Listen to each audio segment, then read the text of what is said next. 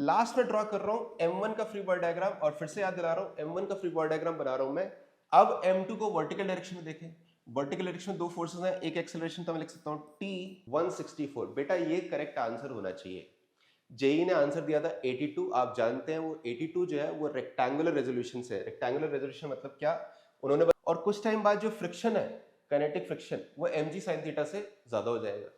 हमें टाइम निकालना है to complete the first quarter of revolution. A B जो डायरेक्शन है, नोटिस करो ए बी डायरेक्शन का एंगल वर्टिकल के साथ यानी मेरे वाई एक्सिस के साथ, जब मैं यहां पे हूं तो स्लिपिंग की टेंडेंसी कम होगी। जैसे जैसे मैं ब्लॉक को ऊपर लेके जाऊं स्लिपिंग की टेंडेंसी बढ़ती जाएगी। क्यों? क्योंकि नोटिस करो ये जो पैराबोला है इसकी स्लोप बढ़ती जा रही है। क्लियरली ये दो लीनियर इक्वेशंस है लैम्डा और म्यू में, जो हम सॉल्व करना जानते हैं। आप आराम से इनको सॉल्व करके वेरीफाई कर सकते हैं कि म्यू की वैल्यू। जय हिंद बच्चों, स्वागत है आपका फिर से हमारे साथ 900 सवाल सीरीज के नेक्स्ट वीडियो में। आज हम लेने वाले हैं Newton's laws of motion and friction वाला टॉपिक। हमने कोशिश किया है पीवाईक्यूज में से वो वाले क्वेश्चन सिलेक्ट करना जो बच्चे ज्यादातर डाउट्स में हमसे पूछते हैं, जिसको बोलते हैं ना frequently asked questions, FAQs. Start कर रहा हूं मैं पहले क्वेश्चन से। देखो, एक ब्लॉक है, बिगर ब्लॉक, दो और ब्लॉक्स दिए हुए हैं, सिस्टम इस तरह से कनेक्टेड है, कोई फ्रिक्शन नहीं है, मासेस गिवन है, और आपको बोल रहा है कि यहां पे पुलिस और वेस्टेज सब कुछ आइडियल है। आपको बोला है फोर्स एफ अपने अप्लाई की है इस बिगर ब्लॉक पे। तो पहली चीज देखो, अगर इस बिगर ब्लॉक पे मैं ऐसे फोर्स अप्लाई करूंगा, ये आगे की तरफ भागेगा, राइट की तरफ भागेगा, और इसके रिलेटिव ये जो सिस्टम है, आप सोच सकते हैं अगर हम इनफ एक्सेलरेशन दे तो सुडो फोर्स की वजह से बिगर ब्लॉक के रिलेटिव ये जो छोटे मासेस वाला सिस्टम है ना, ये ऐसे मूव कर सकता है। इनफैक्ट वही आपको क्वेश्चन में गिवन है। आपको गिवन है कि जो मास m2 है वो ऊपर की तरफ मूव कर रहा है 2 मीटर पर सेकेंड स्क्वायर से, और मैं जानता हूं क्योंकि ये स्ट्रिंग की लेंथ फिक्स्ड है, तो अगर ब्लॉक, ये वाला ब्लॉक फिक्स्ड होता तो इसको भी 2 मीटर पर सेकेंड स्क्वायर से इधर लेफ्ट में मूव करना पड़ता। मतलब कि मैं क्या बोल रहा हूं कि m1 की एक्सेलरेशन 2 मीटर पर सेकेंड स्क्वायर ही होनी चाहिए। किसके रिलेटिव? कैपिटल M के रिलेटिव, है ना। उस रेफरेंस फ्रेम में, जिस रेफरेंस फ्रेम में कैपिटल M फिक्स्ड है, उसमें m1 की एक्सेलरेशन 2 मीटर पर सेकेंड स्क्वायर लेफ्ट में होनी चाहिए। पूछ के रहे आपसे f की वैल्यू पूछे, ठीक है। तो ऐसे करते हैं,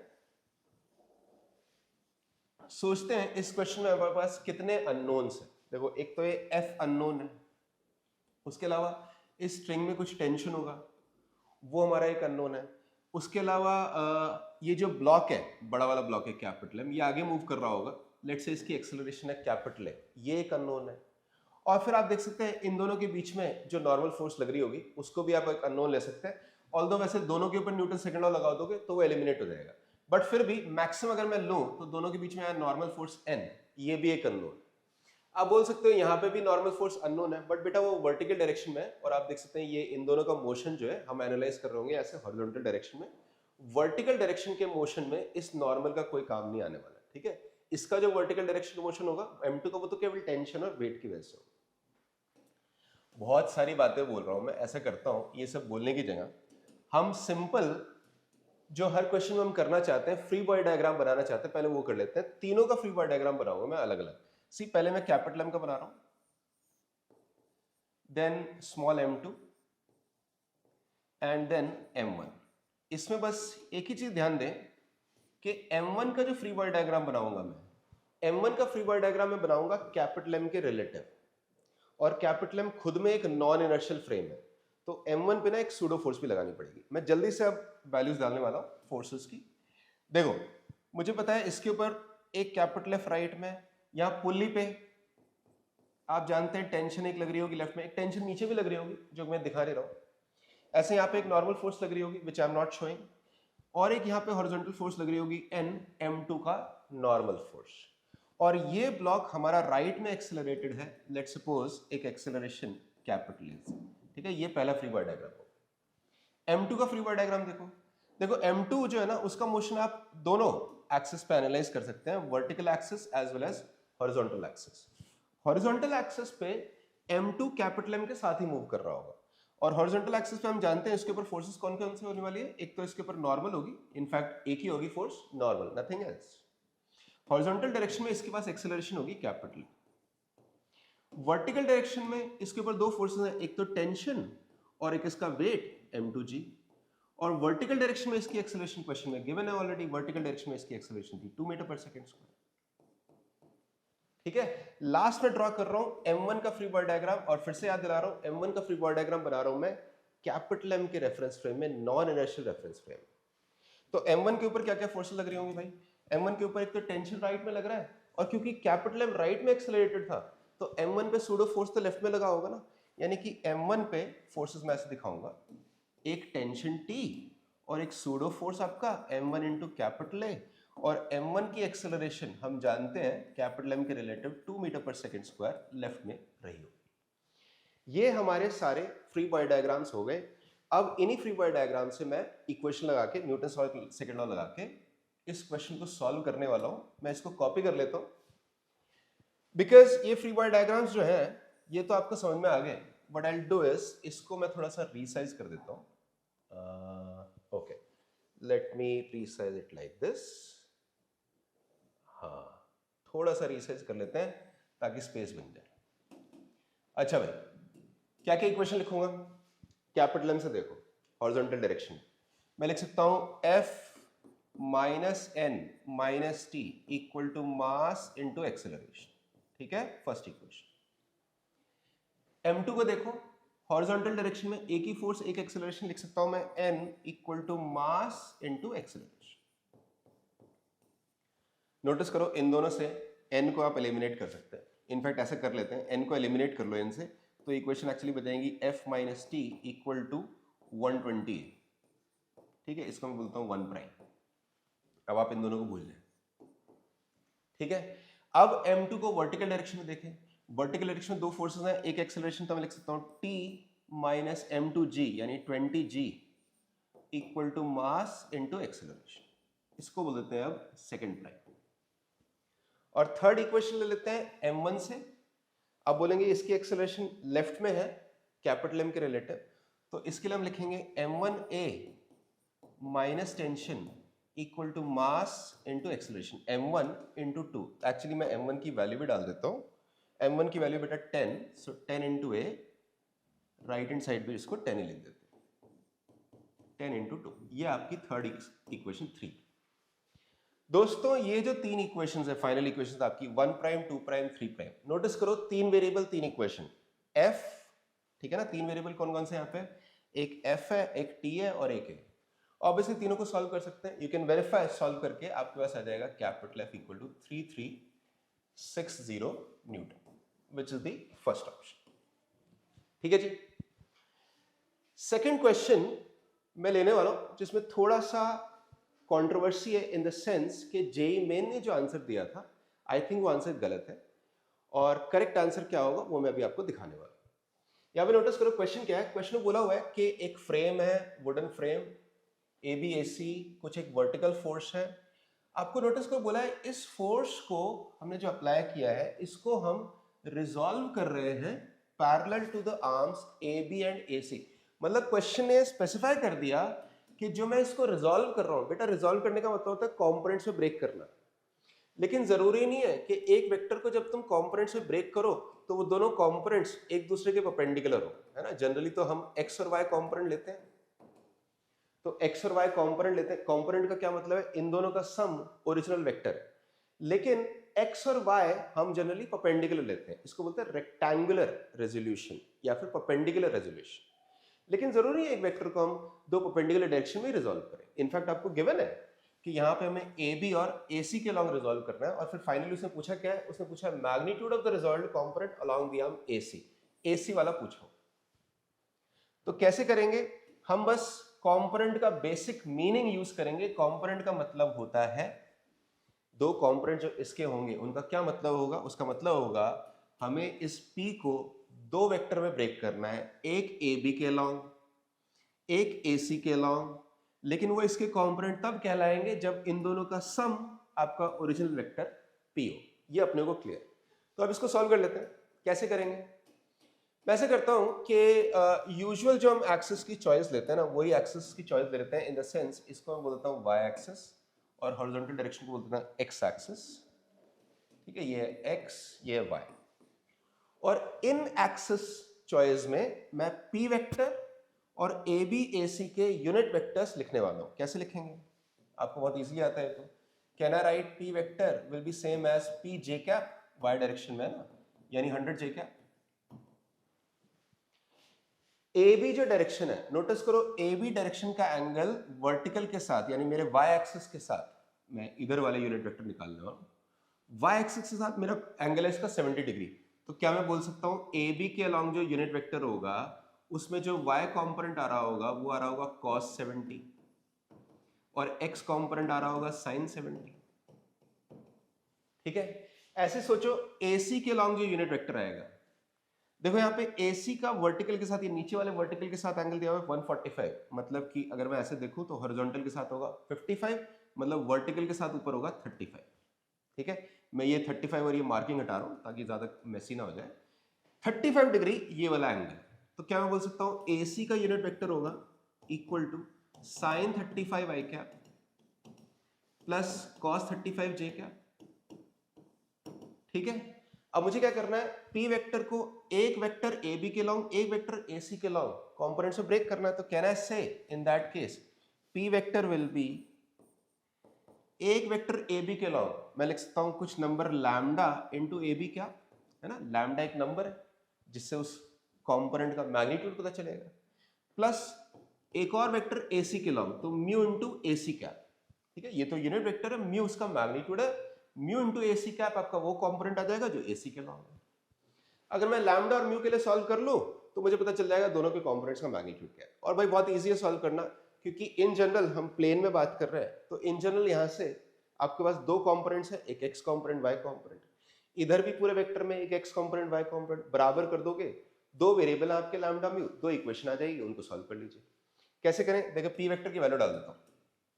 P vector is 100 j cap same as lambda A B cap का वैल्यू डालें sin 70 i cap plus cos 70 j cap plus mu times AC cap का वैल्यू डालें sin 35 i cap plus cos 35 j cap.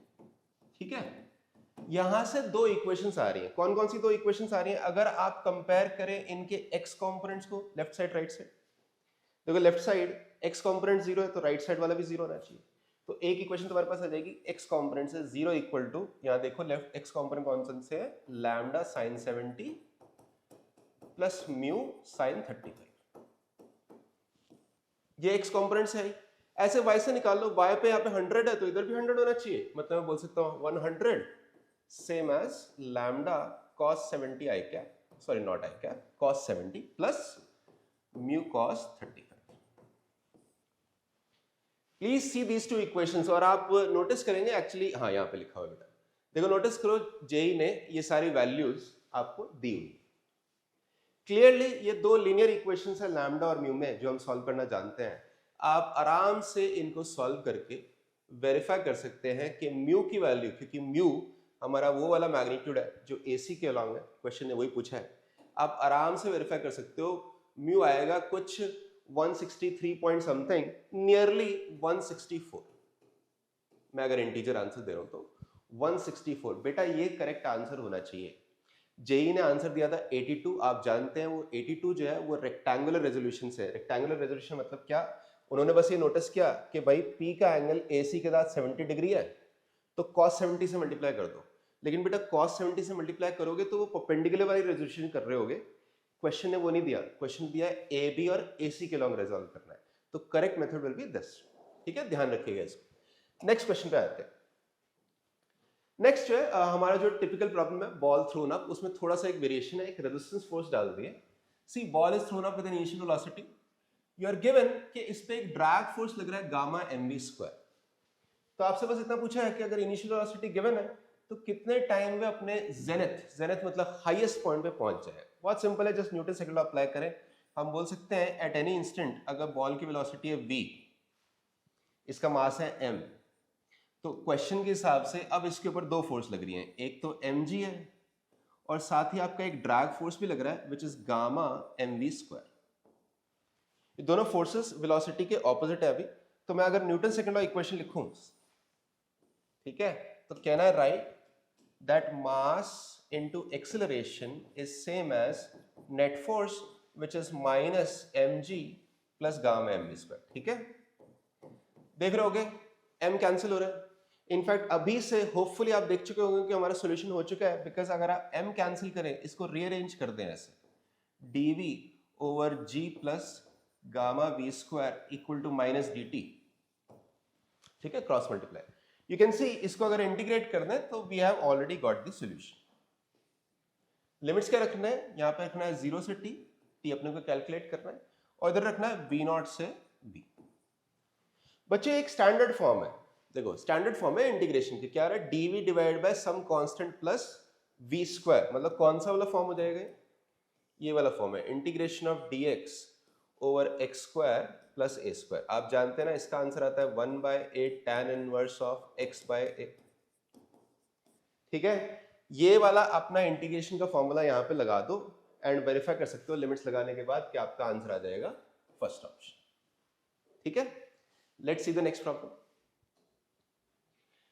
Okay, next में बोला है body starts from rest, okay, incline plane और coefficient of friction जो है वो variable है। मतलब कि क्या बोल रहा है, ऐसी सिचुएशन,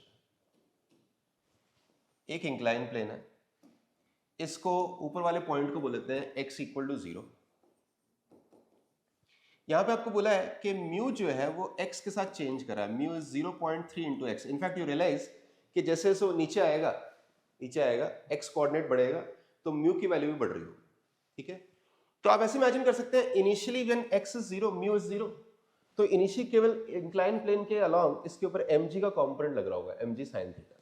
तो ब्लॉक जो है इनिशियली एक्सेलरेट करेगा, लेकिन धीरे धीरे म्यू बढ़ेगा, और कुछ टाइम बाद जो फ्रिक्शन है, काइनेटिक फ्रिक्शन, वो mg sin थीटा से ज्यादा हो जाएगा, फिर ब्लॉक डिसेलरेट करने लगेगा। लेकिन क्वेश्चन ने क्या पूछा है, क्वेश्चन में ज्यादा पूछा है when will the body have maximum speed, यानी x की वैल्यू बतानी है जब बॉडी की मैक्सिमम स्पीड होगी। इनफैक्ट आप समझ गए होंगे, इनिशियली एक्सेलरेट किया क्योंकि इनिशियली नेट फोर्स डाउनवर्ड है, किसी इंस्टेंट में फोर्स बैलेंस हो जाएगी, डाउनवर्ड वाली और अपवर्ड वाली। डाउनवर्ड अपवर्ड कौन कौन सी, डाउनवर्ड तुम जानते हो, इसके ऊपर लगेगा ब्लॉक पे mg sin थीटा, ठीक है, किसी इंस्टेंट पे, और अपवर्ड लग रहा होगा आपका mu into mg cos theta, kinetic friction. तो इनिशियली ये ज्यादा है, ये कम है, एक टाइम आएगा जब दोनों बैलेंस हो जाएंगे, उसके बाद क्या होगा, ये कम हो जाएगा, वो ज्यादा हो जाएगा, उसके बाद स्पीड कम होने लगेगी। पक्का है बात कि जब स्पीड मैक्सिमम है उस टाइम पे एक्सेलरेशन, डिफरेंशिएशन ऑफ स्पीड है ना, जब वेलोसिटी मैक्सिमम होगी तो उसका डिफरेंशिएशन मैक्सिमम मिनिमम कॉन्सेप्ट से 0 होना चाहिए। यानी जब मैक्सिमम वेलोसिटी होगी वहां पे एक्सेलरेशन 0 होना चाहिए या फिर फोर्स 0 होना चाहिए। और फोर्स 0 कैसे कर सकते हैं, फ्रिक्शन और इसको बैलेंस कर दें, तो मैं बोल दूंगा mu mg cos theta same as mg sin theta. दिख रहा होगा तुम्हें सॉल्व करके, mg तो कैंसिल हो रहा है, तो आ जाएगा mu equal to tan theta. Question में आई थिंक थीटा 45 है, तो this is 1, but mu was 0.3x, that is same as 1। Solve कर सकते हो, x की वैल्यू आ जाएगी 10/3। Okay, that means x is the last option. बच्चों नेक्स्ट क्वेश्चन पे जा रहा हूं। इसमें देखो, now you are given car is moving on a circular path of radius 600 metre such that magnitude of tangential acceleration and centripetal acceleration are equal. देखो, tangential acceleration circular motion होता है dv by dt, और और centripetal acceleration होता है v square by r।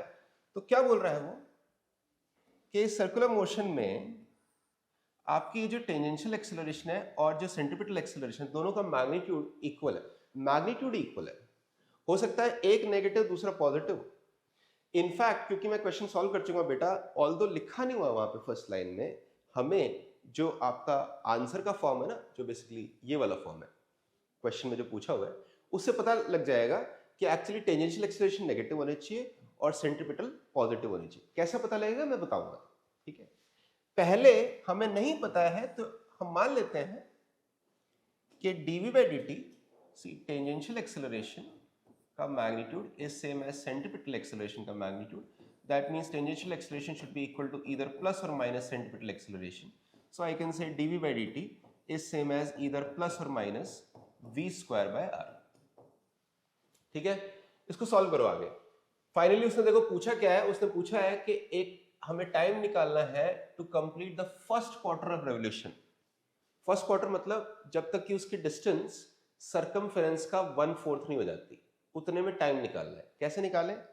पहले इस equation को अगर मैं इंटीग्रेट कर दूंगा तो देखो वेलोसिटी और टाइम में रिलेशन आ जाएगा। वहां वेलोसिटी को लिख देंगे ds/dt, फिर से इंटीग्रेट कर देंगे तो डिस्टेंस और टाइम में रिलेशन आ जाएगा। चलो करके देखते हैं। पहले इसको इंटीग्रेट करो।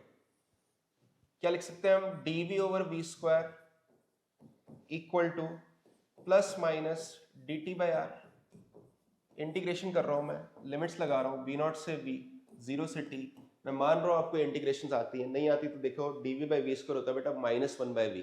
लिमिट्स लगाइएगा, लिमिट्स लगाएंगे तो यहाँ पे आने वाला 1/v0 - 1/v same as plus minus t/r। इसको मैं लिख सकता हूँ 1/v same as 1/v0 minus plus t/r। ठीक है, आई होप अभी तक क्लियर है। सिर्फ मैथ्स ही है बट फिर भी मैं डिटेल करने वाला हूँ आपकी बार, क्योंकि पिछले कुछ क्वेश्चंस में मैंने थोड़ा जल्दी कर दिया है। इसमें पूरा डिटेल दिखा देता हूँ। 1/v is same as 1/v0 minus plus r/r, सही बोल रहा हूँ ना जी? t/r actually minus plus t/r। इसको सिंप्लीफाई कर लें एंड सिंप्लीफाई करके आप वेरीफाई कर सकते हैं कि यहाँ पे आ रहा होगा v equals v0 r into v0 over r minus plus v0 into t। ये स्पीड आ रहा है। अब मैंने क्या बोला था? हमें डिस्टेंस और टाइम में रिलेशन निकालना है। तो मैं जानता हूँ speed is rate of covering distance ds/dt। एक बार और इंटीग्रेशन आपको करना पड़ेगा। कर लेते हैं एक बार और इंटीग्रेशन क्रॉस मल्टीप्लाई करके। See ds is same as r v0 into integration of dt over r minus plus v0 into t। Limits क्या लगाने? 0 से लेके 2πr/4, बेटा सर्कमफ्रेंस का 1/4। उसने बोला था ना फर्स्ट क्वार्टर ऑफ डेरिवेशन, 0 से लेके t। आप नोटिस कर रहे हैं अभी तक हर जगह मैं माइनस प्लस जो है ना कैरी ओवर करता आ रहा हूं, यानी मैं अभी भी एम्बिग्यूअस हूं कि माइनस लेना है प्लस लेना है, श्योर नहीं। लेकिन इस स्टेप के बाद मैं श्योर हो जाऊंगा, क्योंकि देखो अगर यहाँ माइनस प्लस दोनों है, अगर मैं यहाँ लेट्स सपोज माइनस है, तो जब इंटीग्रेशन करेंगे ना, जिन बच्चों को इंटीग्रेशन आती है वो रियलाइज करेंगे कि t के साथ क्योंकि यहाँ v0 मल्टीप्लाइड है, तो जब इंटीग्रेशन करूंगा तो बाहर माइनस v0 से डिवाइड होगा। ठीक है, और अगर मैंने ले लिया अंदर प्लस, अगर मैंने यहाँ पे प्लस ले लिया तो फिर क्या होगा? बाहर प्लस v0 आएगा। और इंटीग्रेशन के बाद यहाँ पे लॉग आने वाला है, लॉग को कन्वर्ट करूंगा e की पावर बनेगी, तो e की पावर नेगेटिव बनेगी या पॉजिटिव बनेगी, उससे मैं डिसाइड कर सकता हूं कि मुझे माइनस साइन लेना है या प्लस साइन लेना है। अगर आपको मेरी बात समझ में नहीं आई, आप पूरा सॉल्यूशन कर सकते हैं माइनस और प्लस दोनों के साथ, लेकिन मैं आपको ये समझा रहा हूं कि अगर आपके आंसर में देखें e की पावर नेगेटिव आ रही है, तो मुझे पक्का अभी तक क्लियर हो चुका है लॉजिकली कि वहां पे मुझे माइनस साइन लेना है। इन द सेंस यहाँ पे अगर मैं माइनस साइन अब ले लूं तो मैं क्या बोल सकता हूँ? देखो इधर आ जाएगा s का integration πr/2 same as on the other side you'll have r v0, मैं माइनस साइन ले रहा हूँ बेटा, सिर्फ माइनस ले रहा हूँ, over minus v0 ln of limits लगा देता हूँ r minus v0 t divide by r। ठीक है, मैंने ऑलरेडी लिमिट्स लगा दी हैं 0 से t, उसमें वो t को कैपिटल कर देना चाहिए क्योंकि हमने लिमिट्स में उसको कैपिटल लिखा है। सो r minus v0 into capital t। Solve कर लो इसको, देख सकते हो r कैंसिल होके आपके पास आ जाएगा माइनस v0 भी कैंसिल हो चुका है, minus π/2 equals ln of 1 minus v0 into t by r, and you can verify this gives you t same as r by v0 into 1 minus e का पावर माइनस π/2। दिख रहा है ना, यहाँ से e का पावर माइनस आ रहा है। अगर मैंने प्लस ले लिया होता ना तो यहाँ पे e का पावर भी प्लस आया होता। पॉइंट यहाँ पे r by v0 आ रहा है और r by v0 इसी की वैल्यू उसको चाहिए। कितनी है इसकी वैल्यू r by v0 की? देख लो क्वेश्चन में गिवन है, देखो r 600 and v0 is given as 54 kilometre per hour. तो ये r by v0 की वैल्यू क्या होगी? देखो r by v0 है ना, इसको मैं लिख रहा हूँ इधर 600 ओवर 54, SI यूनिट्स में कन्वर्ट करें किलोमीटर पर आवर को 5/18 हो जाता है, तो 600/15 I believe that is 40। So the answer should be 40। ठीक है जी, पहले हमने माना कि माइनस प्लस दोनों हो सकते हैं, लेकिन फिर जो हमसे क्वेश्चन में पूछा हुआ था इस एक्सप्रेशन में क्योंकि e की पावर माइनस थी तो उस समय क्लियर है कि माइनस साइन लेके सॉल्व करना है। ठीक है, बाकी बस इंटीग्रेशन करना। चलिए आगे चलते हैं। ऑलराइट, एकदम बेसिक कंस्ट्रेंट्स का क्वेश्चन है। आपके पास 4 ब्लॉक सिस्टम है, आपने देखा भी हो सकता है ये क्लास नोट्स में अपने। अब मेरे को पता है कि अगर इनकी एक्सेलरेशन से रिलेशन निकालना है, पहली बात तो क्या है ना, मैं सारी एक्सेलरेशन सेम डायरेक्शन में अज्यूम कर रहा हूँ, जरूरी नहीं है सारी एक डायरेक्शन में हो, बट मैं अज्यूम कर लेता हूँ let's suppose all are upwards और ऑल आर डाउनवर्ड्स, कुछ भी मान सकते हो, ठीक है। दूसरी बात, टेंशन में रिलेशन देखें, हम जानते हैं अगर इस स्ट्रिंग में नीचे वाली में टेंशन T है तो ऊपर वाले में टेंशन 2T होगा और उससे ऊपर वाले में टेंशन 4T होगा। और अब यूज करें अपना constraint equation by method of virtual work, हम जानते हैं स्ट्रिंग्स का नेट वर्क डन 0 होता है, तो हम लिख सकते हैं summation of tension vector dot acceleration vector equal to 0। यार नोटिस करो, ये टेंशन डॉट एक्सेलरेशन करना है और इसका समेशन है, समेशन मतलब एक से ज्यादा टर्म्स आनी है। कितनी टर्म्स आनी है? जितने मासेस तुम्हारे पास है, तो सारे मासेस को ले लो। M4 के ऊपर देखें, इनफैक्ट जो पैटर्न M4 पे है सेम पैटर्न सब पे आएगा। आप नोटिस करें सारे मासेस पे टेंशन भी अपवर्ड है, पुलिंग फोर्स, और एक्सेलरेशन मैंने अपवर्ड मानी हुई है। उससे फायदा क्या है कि सारे डॉट प्रोडक्ट्स में लिख सकता हूँ पॉजिटिव, T डॉट A को लिख सकता हूँ TA। तो क्या मैं लिख सकता हूँ starting from M4 can I right now, please notice TA4 for M3, TA3 for M2। देखो नोटिस करो M2 पे टेंशन 2T है, 2T into A2 plus M1 पे नोटिस करो टेंशन 4T है, 4T into A1 same as 0।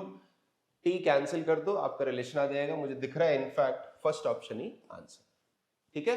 Next question पे आ रहा हूं मैं। ऑलराइट नाउ आपको दिया हुआ है एक बॉडी है 2 kg, फोर्स गिवन है, इनिशियल पोजीशन गिवन है। देखो initially it starts from rest and the origin. You are asked 4 second के बाद अगर इसके कोऑर्डिनेट्स गिवन है तो आपसे पूछा भाई y कोऑर्डिनेट की वैल्यू क्या होगी। तो इसके मैं ऐसे सोचता हूं कि इनिशियली कोई ऑब्जेक्ट रेस्ट पे था, कांस्टेंट फोर्स लगी, कुछ टाइम बाद पोजीशन क्या होगी, तो ऑब्वियसली मुझे डिस्प्लेसमेंट निकालनी है। Obviously I can use s equal to ut plus half at square, और अब की बार उसको वन डायमेंशनल फॉर्म की जगह वेक्टर फॉर्म में यूज कर लो। मतलब मैं क्या बोल रहा हूं, मतलब बोल रहा हूं ऐसे लिख लो s vector equal to u vector into t plus half a vector, और a वेक्टर आप जानते होते हैं ना force by mass into t square, values डाल दीजिए। डिस्प्लेसमेंट क्या होगी, final position minus initial position, तो ये तो सीधा हो जाएगा 8i plus bj plus 20k, see final position minus 0 because initial position is origin, same as initial velocity 0 है, plus f, right the value of f, 2i plus 3j plus 5k divide by, notice करो यहाँ पे 2m हो जाएगा 4 बेटा, क्योंकि मास जो है ना 2 kg दिया हुआ है। टी स्क्वायर, टी 4 है तो स्क्वायर हो जाएगा 16। जादू टोना कर दो, मतलब एलजेब्रा कर दो, ठीक है। एलजेब्रा करेंगे तो आप देखेंगे, let's see if I am correct, 8 plus b plus 20, दूसरी साइड पे मुझे साफ साफ आंसर दिख जाना चाहिए। देखो साफ साफ दिख रहा है क्योंकि यहाँ पे 8 आ गया, कंपेयर कर लो दोनों साइड, प्लस 12 प्लस 20 के, obviously this 12 and b must be same, so value of b should be 12. Directly s equal to ut plus half at square and then just some calculation. Next question देखते हैं। Alright, next पूछा है, एक block को हमने एक surface पे रखा है जिसका vertical cross section is shaped as a parabola, ठीक है, y equals x square by 4। तो पहला बात तो मैं पैराबोला को यहाँ पे विजुलाइज करना चाहता हूँ। Vertical cross section is like a parabola, so let's imagine a parabola. अब क्या बोला है, इस पैराबोला पे कोफिशिएंट ऑफ फ्रिक्शन है 0.5, maximum height above the ground जहां पे ब्लॉक रह सकता है विदाउट स्लिपिंग। तो क्या होगा कि जब मैं यहां पे हूं तो स्लिपिंग की टेंडेंसी कम होगी, जैसे जैसे मैं ब्लॉक को ऊपर लेके जाऊं स्लिपिंग की टेंडेंसी बढ़ती जाएगी। क्यों? क्योंकि नोटिस करो ये जो पैराबोला है इसकी स्लोप बढ़ती जा रही है, और मैं जानता हूं अगर एक इंक्लाइन प्लेन की स्लोप में बढ़ाता हूं तो कब स्लिपिंग स्टार्ट होती है, जिसको बोलते हैं एंगल ऑफ रिपोज, यानी जब tan theta equal to mu हो जाता है। तो मैं बोल सकता हूं स्लिपिंग अगर यहां हो रही होगी तो इस टाइम पे जो टेंजेंट बन रही होगी उसकी कंडीशन आ रही होगी tan theta equal to mu. Mu तुम्हारा क्वेश्चन में गिवन है 0.5। एक ग्राफ के लिए टेंजेंट की स्लोप कैसे निकालते हैं, dy बाय dx। y तुम्हें दिया हुआ है ना, सी y दिया हुआ है x स्क्वायर बाय 4। क्या देख सकते हो, अगर y x स्क्वायर बाय 4 है तो dy बाय dx होगा x बाय 2, तो dy बाय dx को लिख दो x by 2, this should be 0.5। आप देख सकते हैं इसको सॉल्व करके x की वैल्यू बच्चों 1 आ रही है। क्या क्वेश्चन में x पूछा है, क्वेश्चन में पूछा है द मैक्सिमम हाइट, यानी x नहीं पूछा, y की वैल्यू पूछी है। y की वैल्यू क्या होगी, y is x square by 4, तो अगर x 1 है तो y is x square by 4, 1 by 4 0.25 metre. ये आपका आंसर होना चाहिए, यानी कि third option. Okay, angle of repose को थोड़ा सा मॉडिफाई कर दिया हमने। एंगल ऑफ रिपोज जनरली हम करते हैं ना इंक्लाइन प्लेन, प्लेन सर्फेसेस के लिए, लेकिन आप ये रियलाइज करो कि अगर एक कर्व सरफेस है तो वो ऐसा है कि छोटे छोटे इंक्लाइंस हैं जिनका एंगल बढ़ता जा रहा है, ठीक है। और स्लिपिंग कब होगी, जब वो एंगल आ जाए जब tan theta equal to mu हो जाए। नेक्स्ट क्वेश्चन पे चलते हैं। फिर से फ्रिक्शन से रिलेटेड क्वेश्चन है, आपको बोला हुआ एक ब्लॉक है, force required to just push it up the incline, just push it up the incline, just लेके जा रहे हैं एक्सेलरेशन 0 से। तो अगर उसके लिए फोर्स रिक्वायर्ड है तो ऑब्वियसली पहले नीचे स्लिप करना चाह रहा होगा, इसलिए हमें फोर्स लगानी पड़ेगी, ठीक है। Force required to just push it up the incline, पहला यही केस ले रहा हूं मैं आगे क्वेश्चन पढ़ नहीं रहा हूं। जस्ट अगर इसको ऊपर पुश करना है तो ऑब्वियसली फ्रिक्शन जो है डाउनवर्ड्स लग रहा होगा। उस केस में आप जो फोर्स लगा रहे हैं ऊपर की तरफ F, वो दो चीजों को बैलेंस करेगी, एक तो mg के कंपोनेंट को और एक फ्रिक्शन को, और फ्रिक्शन जो है डाउनवर्ड्स होगा लिमिटिंग वैल्यू पे। तो I am sure you can figure out F जो होगा mg sin theta plus mu mg cos theta. ये जो फोर्स है according to the question this is 2 times the force required to just prevent it from sliding down, यानी कि अभी ये just slide down करना चाहता है, मैं ऊपर की तरफ फोर्स लगाऊं ताकि ये जस्ट इसकी स्लिपिंग रुके, लेकिन उसमें इसकी स्लिपिंग रुकेगी, लेकिन टेंडेंसी ऑफ स्लिपिंग क्योंकि डाउनवर्ड होगी तो उस केस में फ्रिक्शन फोर्स अपवर्ड लग रही होगी। मतलब सेकंड केस में बेटा मैं ये बोल रहा हूं कि सेकंड केस में आपने एक दूसरी फोर्स लगाई, let's say F prime, mg sin theta तो अभी भी डाउनवर्ड लग रहा है, लेकिन इस बार जो फ्रिक्शन लग रही होगी ना वो अपवर्ड लग रही होगी, mu mg cos theta. Please notice करो दोनों ही केस में ब्लॉक स्टेशनरी है, दोनों ही केस में स्लिपिंग नहीं हो रही, लेकिन स्लिपिंग की टेंडेंसी डिफरेंट है। फर्स्ट केस में हम ऐसी फोर्स लगा रहे हैं जिससे जस्ट ऊपर स्लिप करना रुकता है, यानी स्लिपिंग की टेंडेंसी ऊपर है तो फ्रिक्शन नीचे, जबकि सेकंड केस में हम ऐसी फोर्स लगा रहे हैं जिससे कि ये जस्ट नीचे स्लाइड करने से रुकता है, तो स्लिपिंग की टेंडेंसी इस बार डाउनवर्ड होगी, फ्रिक्शन अपवर्ड होगा। तुम समझ चुके हो F प्राइम की वैल्यू क्या आएगी, F prime plus this will balance mg sin theta. So question के हिसाब से जो डेटा दिया हुआ है उसके हिसाब से हमारे पास है mg sin theta plus mu mg cos theta. ये किसकी वैल्यू ली है मैंने, ये पहले वाले फोर्स की वैल्यू ली, divide by mg sin theta minus mu mg cos theta, जो कि बेटा F प्राइम की वैल्यू आ रही होगी ना, देख रहे हो F prime plus this is same as this. Question के हिसाब से this ratio is same as 2।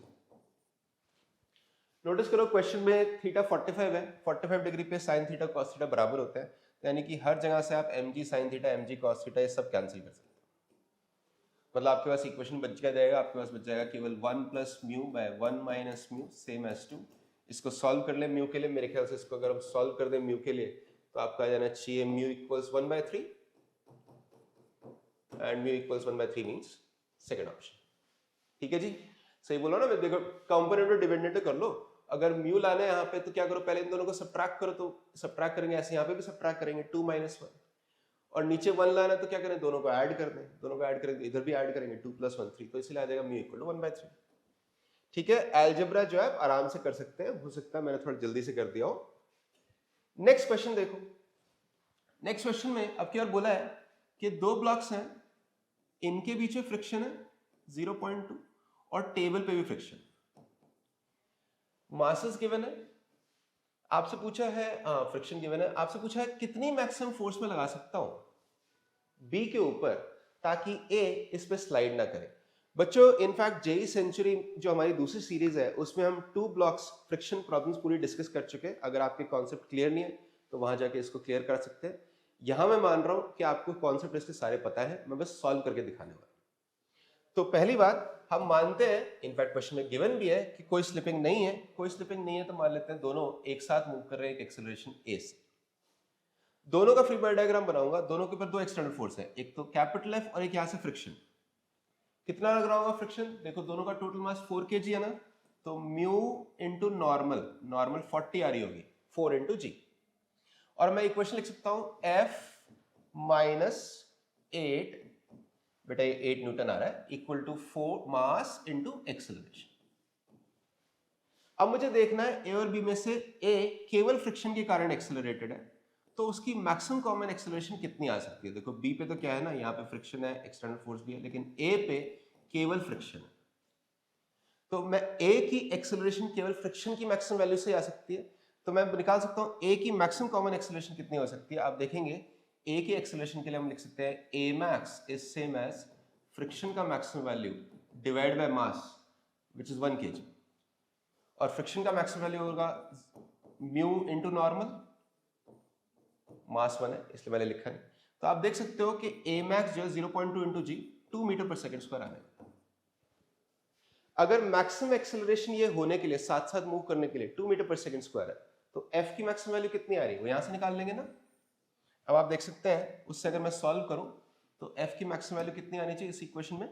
देखिए एफ मैक्स आ जाएगा 8 + 4 इंटू ए मैक्स, ठीक है ना। बस 8 को इधर आके ऐड कर रहा हूं, वैल्यूज डाल दो यार, तो हो जाएगा 8 + 4 इंटू 2 दैट मीन 16 न्यूटन।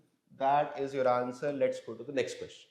देखो भाई इस क्वेश्चन में आपको बोला है फिर से इंक्लाइन प्लेन का क्वेश्चन है, और बच्चों इंक्लाइन प्लेन में दो चीजें जो है एकदम क्लियर होनी चाहिए। अगर कोई ऑब्जेक्ट ऊपर की तरफ जा रहा है तो उसकी जो रिटार्डेशन आती है वो कितनी आती है। इसकी रिटार्डेशन आएगी g into sine of theta plus mu cos theta. आप समझ गए क्यों? क्योंकि अगर ये ऊपर की तरफ जा रहा है तो mg साइन थीटा भी नीचे, फ्रिक्शन भी नीचे। whereas if it is sliding down, if it is sliding down, तो उसकी जो रिटार्डेशन होगी, assuming that it is a retardation, ठीक है, नहीं सॉरी, अगर वो नीचे स्लाइड कर रहा है, नॉट रिटार्डेशन, रिटार्डेशन मतलब होता है स्पीड कम होना। स्पीड कम होना नहीं, मैं बोल रहा हूँ एक्चुअली जिसकी वजह से इसकी स्पीड बढ़ रही होगी, a2 बोल देता हूँ।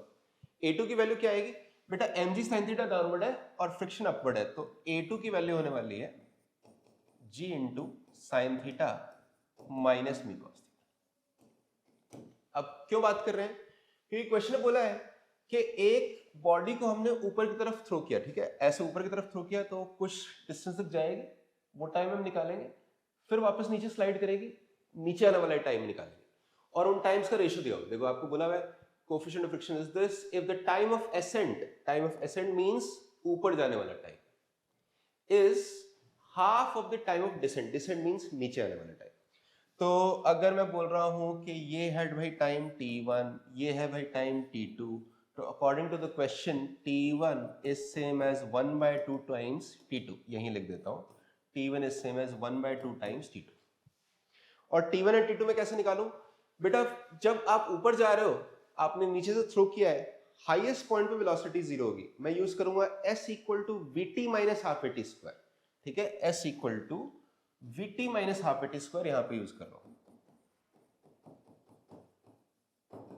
तो मान लो डिस्प्लेसमेंट है L, क्या आ जाएगी इक्वेशन, क्या मैं लिख सकता हूं इक्वेशन आने वाली है L1 = 0 + ½ a1 t1 स्क्वायर। समझ गए ना कैसे? फाइनल वेलोसिटी 0, एक्सेलरेशन की जगह मैंने लिखा है -a1 क्योंकि इस बार रिटार्डेशन था, टाइम की जगह t1 स्क्वायर। तुम समझ गए होगे यहां से कि t1 की वैल्यू आ रही है √2l/a1।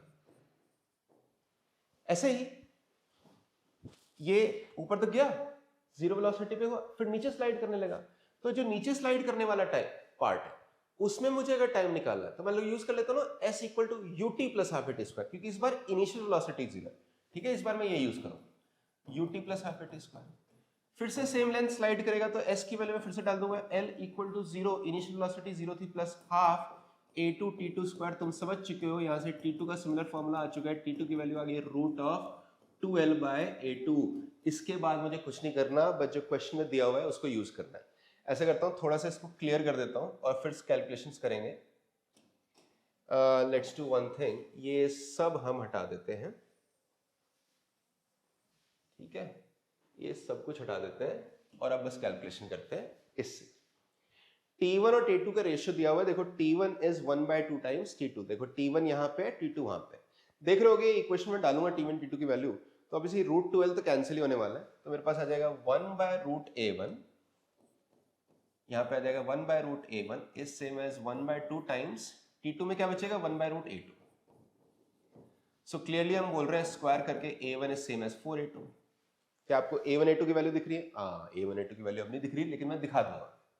देखो ये रही थी a1, ये थी a2, रिलेशन क्या आ रहा है A1 equal to 4A2।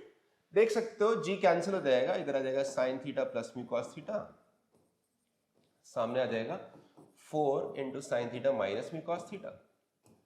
Solve करना है हमें, म्यू के लिए सॉल्व करना है और थीटा का वैल्यू 30 डिग्री दिया हुआ है, तो सॉल्व कर ले। आप देख सकते हैं इसको रीअरेंज करके सॉल्व करेंगे तो क्या बचेगा, मेरे ख्याल से बचना चाहिए mu same as 3/5 tan theta. Theta 30 degree है तो आ जाएगा 3/5 इंटू 1/√3, एक √3 कैंसिल करके आ जाएगा ना √3/5। और बेटा म्यू अगर √3/5 है, हमें दिया हुआ ये वाला फॉर्म, तो ऑब्वियसली x की वैल्यू होनी चाहिए 3। इंपॉर्टेंट क्या है, सॉल्व तो हमने कर लिया, इंपॉर्टेंट ये है कि आपको ध्यान रखना है जब ऊपर स्लाइड करता है तो एक्सेलरेशन क्या आएगा और रादर रिटार्डेशन क्या आएगा, और जब नीचे की तरफ स्लाइड करने लगता है तो एक्सेलरेशन क्या आएगा। ठीक है, इतना बस ध्यान। चलो आगे चलते हैं। फिर से आपके पास ओके नहीं, फिर से नहीं बोला चाहिए, इस बार हॉरिजॉन्टल फ्लोर पे, मुझे लगा फिर से इंक्लाइन प्लेन है। नोटिस करो, आपको बोल रहा है body rest on horizontal floor जिसके ऊपर स्टैटिक फ्रिक्शन का कोएफिशिएंट गिवन है। हम चाहते हैं कि इस बॉडी को मूव कराएं by applying the minimum possible force. यहां पे नोटिस करो एक चीज, ध्यान दो, यहां पे ये नहीं बोला हुआ कि जो फोर्स आप लगा रहे हैं वो हॉरिजॉन्टल लगा रहे हैं। गलती ये हो सकती है कुछ बच्चों से कि आप ये मान लें कि मिनिमम फोर्स हॉरिजॉन्टल फ्लोर पे अगर स्लाइड कराना है, ये अगर म्यू है तो बच्चे लिख देंगे भाई मिनिमम फोर्स होनी चाहिए म्यू mg। ये गलत हो जाएगा क्योंकि आपने उसमें मान लिया है कि फोर्स जो है हॉरिजॉन्टल है। आपको याद हो गया होगा HC वर्मा में भी बेटा ऐसा क्वेश्चन है, आप ये जो है ना फोर्स अगर मिनिमम लगाना चाहते हैं तो आप इसको एक एंगल पे लगाएंगे ताकि नॉर्मल भी कम हो, फ्रिक्शन भी कम हो सकता है आपने पहले सॉल्व कर रखा हो, एक क्वेश्चन नहीं कर रखा है तो मैं आपको जल्दी से करके बता देता हूं कैसे इसको सेट करना है। आप ऐसे करें कि मान ले जो अप्लाइड फोर्स है वो कुछ एंगल थीटा पे, ठीक है, लेट्स सपोज हमारी जो अप्लाइड फोर्स है वो कुछ ऐसे है और वो एक एंगल थीटा पे। फ्री बॉडी डायग्राम के बारे में सोचो, कंपोनेंट्स ले लो, ये कंपोनेंट है f cos theta, vertical component है f sin थीटा, उसके अलावा है ना आपके पास नॉर्मल और mg, और फ्रिक्शन लग रहा होगा पीछे। फ्रिक्शन जब ये जस्ट स्लाइड करने वाला होगा friction will be mu into normal. दिख गया होगा तुम्हें, नॉर्मल कम हो गया क्योंकि आपके पास normal plus f sin theta is same as mg, तो नॉर्मल की वैल्यू आ गई, मैं लिख सकता हूं normal is same as mg minus f sin theta. इसके अलावा इसको स्लाइड कराना है तो f cos theta mu n को बैलेंस करना चाहिए, तो दूसरी इक्वेशन आ जाएगी f cos theta same as mu into normal. That means f cos theta same as, मैं नॉर्मल की वैल्यू डाल रहा हूं भाई, नॉर्मल की वैल्यू है mg minus f sin theta. Again जादू टोना करेंगे यानी अलजेब्रा करेंगे और आप पाएंगे कि f की वैल्यू आ जाएगी mu mg divided by cos of theta plus mu into sin of. क्या पूछा है हमसे, हमसे पूछा गया है कि f की मिनिमम वैल्यू क्या होगी, f की मिनिमम वैल्यू क्या होगी। बच्चों आई एम श्योर आप सबको पता होगा a cos theta plus b sin theta की मैक्सिमम वैल्यू होती है √a² प्लस b²। तो अगर मुझे f की मिनिमम वैल्यू चाहिए तो डिनोमिनेटर की मैक्सिमम चाहिए ना, तो मैं डिनोमिनेटर की मैक्सिमम डाल देता हूं सीधा, मैं बोल देता हूं f की मिनिमम वैल्यू हो जाएगी भाई वाई इज इट, हाँ f की मिनिमम वैल्यू हो जाएगी f minimum same as mu mg divide by, क्या बोला था मैंने, अगर ये a है ये b है तो डिनोमिनेटर की मैक्सिमम वैल्यू होती थी √a² प्लस b², यानी इस बार कितनी हो जाएगी √1 प्लस म्यू²। ठीक है, मैंने तो डायरेक्टली ट्रिग्नोमेट्री का रिजल्ट यूज कर लिया। अगर आपको याद नहीं है तो आप डिफरेंशिएशन कर सकते हैं क्योंकि आप जानते हैं ना मैक्सिमम मिनिमम में डिफरेंशिएशन 0 होता है। In any case this will the value of force, आपको वैल्यू डालनी है, देखो कोएफिशिएंट ऑफ फ्रिक्शन 1/√3, आपसे f ही पूछ रहा है तो बस कैलकुलेट कर लें। आप देख सकते हैं 1/√3 इंटू 10, फिर नीचे आ जाएगा 2/√3, आप देख सकते हो कैलकुलेट करके यहाँ पे 5 न्यूटन आ जाएगा। ठीक है, बस वैल्यूज डाल दीजिए एंड कैलकुलेशन कर लिए। नेक्स्ट क्वेश्चन पे मैं आ रहा हूँ, पिछले वाले में लेकिन ये बस ध्यान रखना यार कि ना इस क्वेश्चन के बहुत सारे वेरिएशंस हैं और सब इसी पे है कि मिनिमम पॉसिबल फोर्स वो बोलेगा, उसने हॉरिजॉन्टल नहीं बोला इसलिए म्यू mg नहीं लेना। ठीक है, उसे कंफ्यूज मत हो। नेक्स्ट देखो, आपको बोला है figure represents the momentum time graph. ठीक है, आपसे पूछा है identify the regions where the magnitude of the force is maximum and minimum. तो पीटी ग्राफ से कैसे निकालूंगा, मैं जानता हूं force is same as rate of change of linear momentum dp/dt, और डिफरेंशिएशन से मैं जानता हूं स्लोप आता है, this is just the slope of PT graph. तो अगर मुझसे पूछ रहा है कि कहां पे फोर्स का मैग्नीट्यूड ज्यादा होगा, तो मुझे ये देखना है ग्राफ जो है सबसे ज्यादा स्टीप, स्टीप मतलब सबसे ज्यादा शार्प, या तो शार्प ऊपर जा रहा हो या शार्प नीचे जा रहा हो। जहां पे ग्राफ सबसे ज्यादा शार्प होगा, सबसे ज्यादा स्टीप होगा, वहां पे स्लोप का मैग्नीट्यूड सबसे ज्यादा होगा। मुझे तो क्लियरली देखते ही समझ में आ रहा है भाई कि अगर मैं इन तीनों को देखूं तो ये सबसे ज्यादा शार्प है, यहाँ सबसे ज्यादा फोर्स रही होगी, यानी कि स्लोप का मैग्नीट्यूड सबसे ज्यादा रहा होगा। और इन दोनों में कंपेयर कर रहा हूं तो इसकी स्लोप कम लग रही है मेरे को, यहाँ पे फोर्स जो है मिनिमम रहा होगा। इनफैक्ट डेटा की कुछ जरूरत ही नहीं है, वो तो आप ग्राफ को देखते ही समझ सकते हैं। ठीक है, ग्राफ को देख के आप समझ जाएंगे ये मैक्सिमम है, ये मिनिमम है। तो आंसर कौन सा होना चाहिए? सी है। ठीक है, let's see the next question. Alright, thrust force, जिसको कभी कभी बच्चे बोलते हैं फोर्स जो आती है वेरिएबल मास सिस्टम में, उसके ऊपर क्वेश्चन है। मैं आपको याद दिलाता हूं, थ्रस्ट फोर्स रॉकेट प्रोपल्शन में जो आपने डिराइव किया हो या उससे सिमिलर प्रॉब्लम से डिराइव किया होगा, thrust force is given by v relative into dm by dt। मैं समझा देता हूं इन चीजों का मतलब क्या होता है। बेटा थ्रस्ट फोर्स हम तब लगाते हैं जब कोई एक मेन मास में, जैसे एक रॉकेट में होता है, see this is a main mass, इस मेन मास में कोई मूविंग पार्टिकल या तो ऐड हो रहा है या ऐसे सब्ट्रैक्ट हो रहा है। So let's suppose for a moment एक मूविंग पार्टिकल dm इसमें आके ऐड हो जाता है। तो ये दोनों टर्म्स का मतलब क्या है? dm by dt, तो क्या है dm, क्या है? ये वाला mass. Effectively dm by dt ये जो आपका मूविंग मास है उसका रेट ऑफ चेंज है। v रिलेटिव क्या है? v रिलेटिव का मतलब होता है वेलोसिटी ऑफ दिस एलिमेंट। मान लो इस एलिमेंट की वेलोसिटी है u वेक्टर यहाँ पे, और ये मेन मास की वेलोसिटी है v1 वेक्टर। तो v रिलेटिव का मतलब होता है एलिमेंट की वेलोसिटी मेन मास के रिलेटिव, यानी यहाँ पे क्या आएगी? u vector minus v1 vector. इतना अगर आपको समझ में आ गया तो अब जरा देख लेते हैं क्वेश्चन क्या बोल रहा है और उसको सॉल्व कर लेते हैं। मैं ये कुछ नीचे वाला पार्ट इरेज कर रहा हूं ताकि हम सिर्फ सॉल्यूशन पे फोकस कर पाए। ठीक है, क्या बोल रहा है क्वेश्चन? क्वेश्चन बोल रहा है कि अ स्पेसशिप स्वीप्स इंटरप्लैनेटरी डस्ट। तो मैं एकदम सिंपल ब्लॉक टाइप का डायग्राम बना रहा हूं मेरे स्पेसशिप का। यहाँ कुछ डस्ट है, ठीक है। याद करो थ्रस्ट फोर्स के लिए मुझे एलिमेंट चाहिए होता है, एक मेन मास चाहिए होता है। दिख रहा होगा तुम्हें तुम्हारा एलिमेंट कौन सा और मेन मास कौन सा। देखो ये मूव कर रहा है v से, किसी छोटे से टाइम में यहाँ जो एलिमेंट है ये से चिपक जाएगा। ठीक है, क्यों चिपक जाएगा? क्योंकि ये तो रुका हुआ था, ये स्पेसशिप आई और उसके साथ टकराई ताकि वो भी उसके साथ चिपक गया।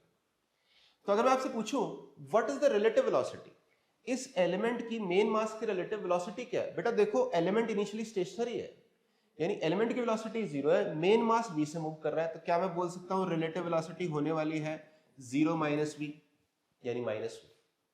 तो थ्रस्ट फोर्स क्या आ जाएगा? क्या बोल सकता हूं? थ्रस्ट फोर्स हो जाएगा v relative is minus v into dm by dt, और dm by dt तो दिया हुआ है, dm by dt है bv स्क्वायर। ये थ्रस्ट फोर्स है। तो एक्सेलरेशन क्या होगा? हम जानते हैं न्यूटन सेकंड लॉ से, एक्सेलरेशन का force by mass. So can I say acceleration will be force divide by mass minus bv cube divide by very simple the second option. तो ये फीलिंग भी आ रही होगी, इंट्यूशन भी आ रही होगी कि अगर कोई स्पेसशिप मूव कर रही है कुछ स्पीड से, उसका कुछ मोमेंटम है, आगे स्टेशनरी मास, जैसे जैसे मास इसके साथ चिपकता जाएगा तो क्योंकि इसका मास बढ़ गया ना, मोमेंटम तो लेकिन कांस्टेंट रहना है, तो इसकी स्पीड जो है कम होनी चाहिए, इसीलिए इसकी एक्सेलरेशन नेगेटिव। नेक्स्ट क्वेश्चन पे आते हैं। इनफैक्ट ये लास्ट क्वेश्चन है बेटा। आपसे बोला है a car is moving on an incline plane, let me just make sure, yes, at 30 degrees to the horizontal. Let me try to visualize. 30 degree to horizontal एक इंक्लाइन प्लेन है, उस पर एक कार मूव कर रही है। Car मैं यहाँ पे ड्रॉ कर लेता हूँ, तब तक आप आगे का क्वेश्चन पढ़ें। आगे क्वेश्चन में कुछ बोला हुआ है, उसके अंदर क्या बोल रहा है? Bob is suspended by this, the angle in degrees, अच्छा नहीं सॉरी, एक ये भी तो है, with an horizontal with an acceleration of 10 metre per second square parallel to the plane upward. अच्छा, ये बोल रहा है कि कार जो है इस डायरेक्शन में मूव कर रही है, प्लेन के पैरेलल इसकी acceleration 10 metre per second square. पूछ कह रहा है इसके अंदर एक बॉब को हमने लटकाया हुआ है स्ट्रिंग से। आपसे पूछ रहा है इस स्ट्रिंग का एंगल वर्टिकल के साथ कितना होने वाला है। तो बहुत सिंपल है, मैं क्या करूंगा, इस बॉब को मैंने इरेज कर दिया अभी, इस बॉब को एनालाइज करूंगा कार के रेफरेंस फ्रेम से। और ध्यान दो कार खुद से एक्सेलरेटेड है, तो कार का रेफरेंस फ्रेम नॉन इनर्शियल है, यानी कि कार के रेफरेंस फ्रेम में इसके ऑपोजिट मतलब डाउनवर्ड सूडो फोर्स लगने वाली है। मैं इतना याद रखूंगा और बाकी सब मेरा डायग्राम इरेज कर देता हूं, इसको इरेज कर देते हैं और अब बस केवल कार के अंदर एक पेंडुलम बना के देख लेते हैं। ठीक है, ये मेरी कार थी, इसको थोड़ा बड़ा बना दिया मैंने ऐसे। इंक्लाइन की डायरेक्शन दिखा देते हैं फिर से इस तरीके से, और मैं क्या कर रहा हूं यहां पे इंक्लाइन की नॉर्मल डायरेक्शन बना रहा हूं, this is the normal direction.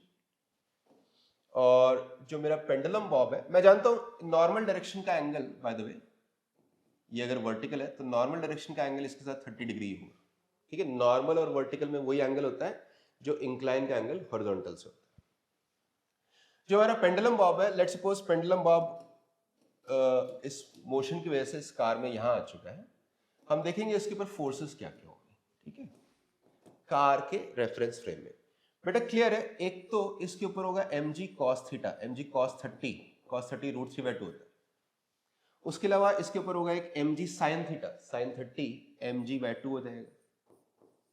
और क्या फोर्स आएगी, एक इसके ऊपर आएगी सूडो फोर्स जो मैंने डिस्कस की थी, डाउनवर्ड मास इनटू 10। तो ये वाली फोर्स आएगी मास इनटू 10।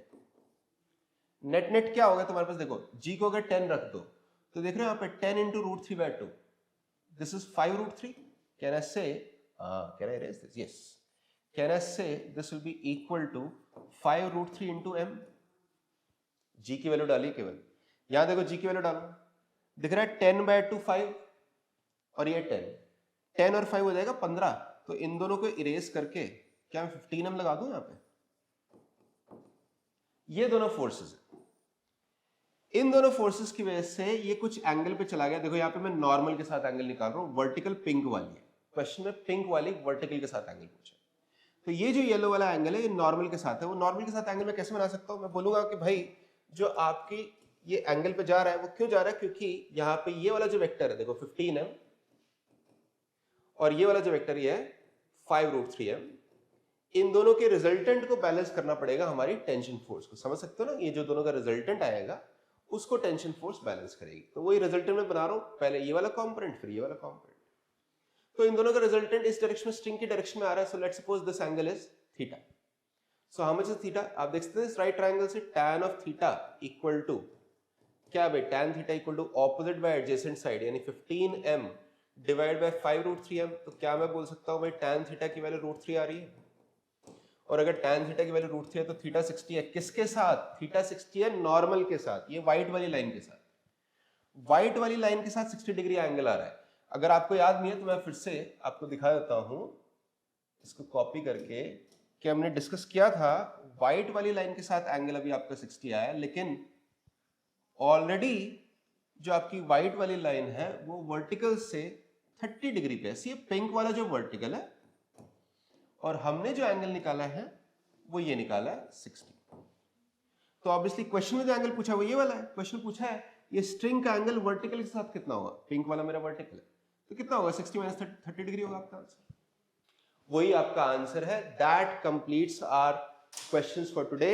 बच्चों आई होप सारे क्वेश्चंस आपको समझ में आ गए होंगे। एक ध्यान रखिएगा, मैंने आपको बताया था जेई के एक आंसर की गलत है। मिलूंगा मैं आपसे नेक्स्ट वीडियो में। Thank you.